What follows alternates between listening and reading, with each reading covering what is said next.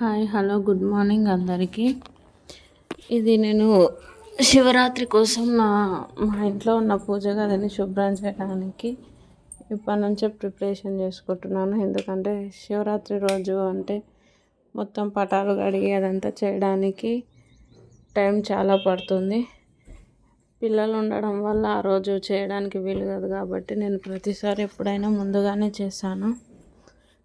అయితే మీరు గమనించినట్లయితే ఇందులో ఎక్కువగా శివుని పటాలు, అంటే మా ఇంట్లో ఉన్నది 4-5 దేవుని పటాలు, అందులో 2 శివుని పటాలే ఉంటాయి. అందులో ఎస్పెషల్లీ 2 లింగాలు ఉన్నాయి, మీకు చిన్నగా కనిపిస్తున్నాయి ఈ వీడియోలో. అయితే ఈ శివరాత్రి వచ్చినప్పుడల్లా నాకు గుర్తొచ్చేది ఫస్ట్ ఈ 2 లింగాల గురించే. ఎందుకంటే నాకు చిన్నప్పటి నుంచి శివుడు అంటే చాలా ఇష్టం. అయితే ఈ 2 లింగాలకు కూడా ఒక చిన్న స్టోరీ ఉంది. ఈ గ్రీన్ కలర్ కనిపిస్తున్న లైట్ ప్యారెట్ గ్రీన్ కనిపిస్తున్న ఈ శివలింగం నేను ఇంటర్ ఫస్ట్ ఇయర్ రవితేజ కాలేజీలో చదువుతున్నప్పుడు నాకు రోడ్ మీద దొరికింది.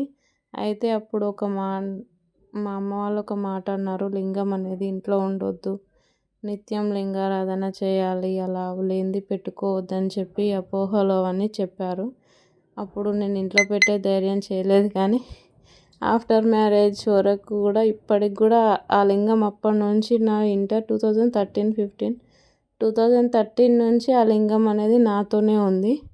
నాకు ఆ లింగం మీద ఉన్న ఇష్టాన్ని చూసి స్ఫటికలింగాన్ని మా హస్బెండ్ మొదటిసారి శ్రీశైలం పాదయాత్రకి వెళ్ళినప్పుడు తీసుకొచ్చి నాకు గిఫ్ట్గా ఇచ్చాడు. అప్పటి నుంచి కూడా మా ఇంట్లో ఇవి 2 కంటిన్యూగా ఉంటున్నాయి. నా చిన్నప్పుడు కూడా నాకు తెలియకుండా ఒక శివలింగాన్ని అండ్ ఒక నందిని కూడా తీసుకొచ్చానంట. అంటే కొందరు తులసి కోటలో పెట్టుకుంటారు కదా, నాకు ఎందుకో తెలియదు, అప్పటి నుంచి అయినా కొద్దిగా లింగాలు అంటే ఎందుకో చాలా ఇష్టం. అదే ఆటోమేటిక్గా భక్తిగా కన్వర్ట్ అయింది. ఇంకొక విషయం ఏంటంటే ఆ రుద్రాక్ష కానీ ఆ శివుని గురించి మాట్లాడినా కానీ ఒక పాజిటివ్ వైబ్ వస్తుంది. అందుకే నాకు ప్రతిసారి మా సార్ శివరాత్రికి పాదయాత్రకి వెళ్తాడు, ఇప్పుడు కూడా వెళ్ళాడు. ప్రతిసారి మమ్మేశ్వరం నుంచి వెళ్తుండే, ఈసారి నాగర్ కర్నూల్ నుంచే పాదయాత్రకు బయలుదేరాడు.